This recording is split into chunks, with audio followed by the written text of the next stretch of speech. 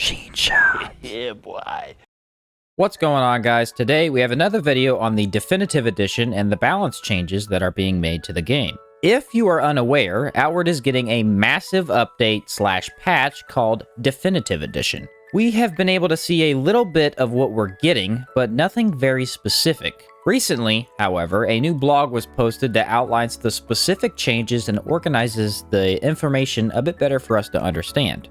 If you are interested in taking a look at the actual blog itself, you can head to Steam and click on Outward in the Store section. Recent news and announcements can be found there, or you can just click on the link in the description of this video. I'm going to be reading through this short blog pretty quickly, and then discussing a little bit more about the changes and what I think about them.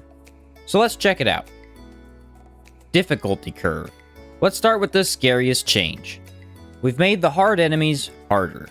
While this might appear on the surface to be a surprising move, the reasons why we did this was that some players could clear out dungeons very early on and jump into endgame gear. This broke the intended progression curve and also made it tricky for players who then went into areas they were under-leveled for. This increase in difficulty will mostly affect defensive stats such as increased HP, protection, and resistances. So, in the past, we were given a few examples of this issue where players were not having a hard enough time with dungeons and enemies that were supposed to be challenging. The Rock Mantis on top of the Conflux Mountain is currently not a hard enemy, even though he protects a unique item. This guy will be getting a significant boost to protection and possibly health to keep players from walking all over him. Another example given is the Lightmender's Lexicon. This is pretty much the best lexicon in the game and boosts your character's power by quite a bit. You can kill every enemy in that dungeon where it is located at the start of the game, with just a little effort and maybe a few extra tools. The enemies in this cave will most likely have more health now, as well as there being a unique mini-boss designed to deter you at the start of the game. These changes are very good for Outward. They will make it a bit more challenging, but also not really. Stuff you used to be able to do early will simply have to wait until you have better skills. The developers are simply fixing the progression of the game and preventing you from getting burnt out on the most OP stuff. Remember, Outward is a survival-based RPG. You should be made to feel like surviving is part of the challenge. Protection. While I believe the heavy armor sets were quite valid in Outward and were a very good way for players to buy themselves some much-needed protection when they made mistakes, there was a general sentiment that it didn't offer enough to compensate for their drawbacks, loss of speed and higher stamina costs. There was also a sentiment that resistance was always more attractive than protection. So we fixed both problems with a fundamental change. Protection now not only applies to physical change, but to impact as well. Consequently, we had to revise impact resistance and make sure it didn't suddenly become easy to ignore the risk of stagger altogether, or make some enemies almost impossible to stun.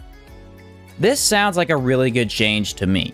Protection is like the ultimate form of defense in Outward.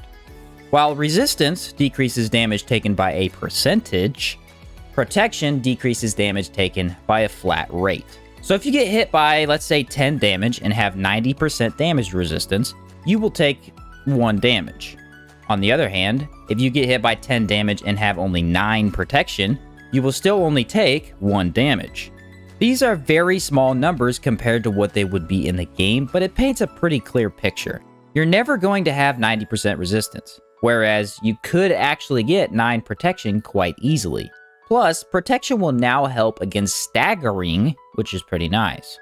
For me, at least, it felt like armor sets such as the Mana Wall armor were slightly weaker than they should be because you would take little damage but fall down every single time you were hit.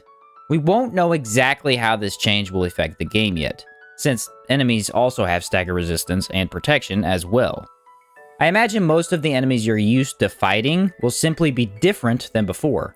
So in this sense, Outward is actually getting a major overhaul. All enemies and player armor is getting adjusted, so it's kind of like a new game.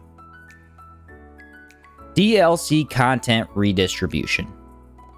This was another major change. I would say one of the most obvious consequences is how enchantment recipes are available in various stores, rather than concentrated in Harmattan. Arcane elementals can now be found in every region in places that make sense. However, the Antique Plateau will still be the best area to farm elemental particles. We've also put workshops in every region so players can build them musical totems, so don't need to trek all the way back to Caldera if you lose one of your apparatuses. These workshops will still require materials found in their respective regions. Corruption is now found in any area where it makes sense, and it is also more potent. Without proper gear to mitigate the effect of ambient corruption, you will feel quite pressured to move out of the green fog.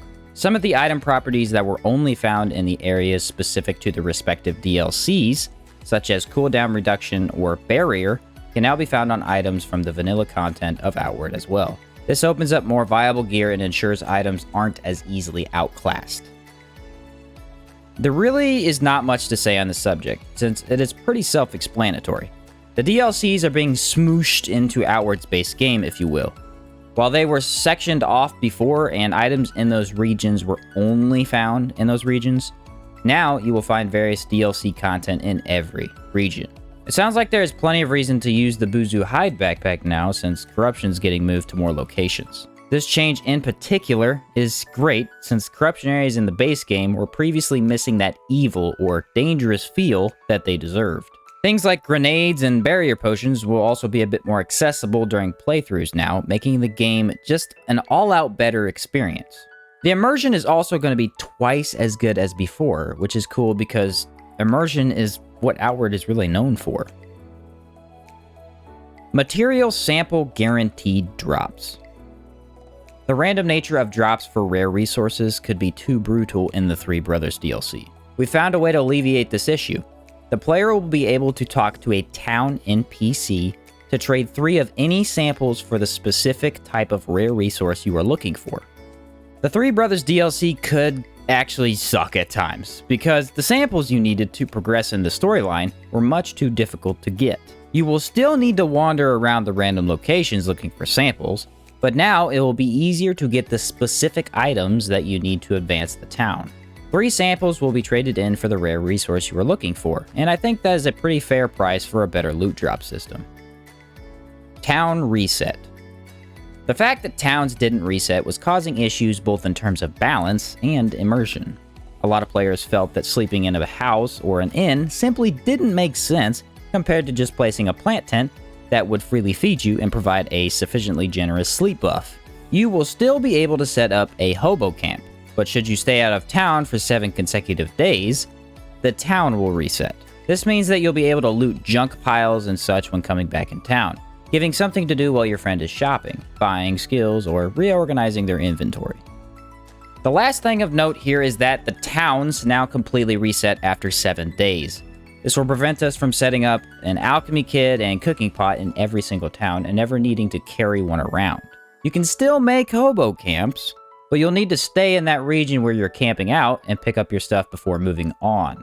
Once again, this fixes some of the survival mechanics that could easily be bypassed before, and forces you to think carefully about your actions rather than leave stuff all over the place. I personally think it would be cool if, like, NPCs could make negative comments about you if you happen to be hobo camping in their town. But, I mean, I wouldn't really expect to see that in the game. So those are all the balance changes coming to Outward. There are a few other things that will be added, like a better crafting section and house chests being connected, but most of that stuff will have to wait until Definitive Edition comes out to be looked at more. There was a statement made at the end of the article that stated, players who already own the base game and the DLC The Three Brothers are entitled to a free copy of the Definitive Edition. For those who haven't set foot into the world of Aura yet, now would be the perfect time to explore the lands. So lace your boots and grab your backpacks, adventurers. So you don't actually need to buy the Soroborians DLC to get this content for free. Pretty awesome deal here, but you will need to make sure that you purchase both the original game and the Three Brothers DLC to get it for free. I think that overall, the changes being made to the game are going to be good. They may annoy some longtime players due to changing their playstyles and frustrate some newer players due to the difficulty. But ultimately, the progression system and immersion in Outward is about to skyrocket. Remember, Outward is not just another Souls-like game.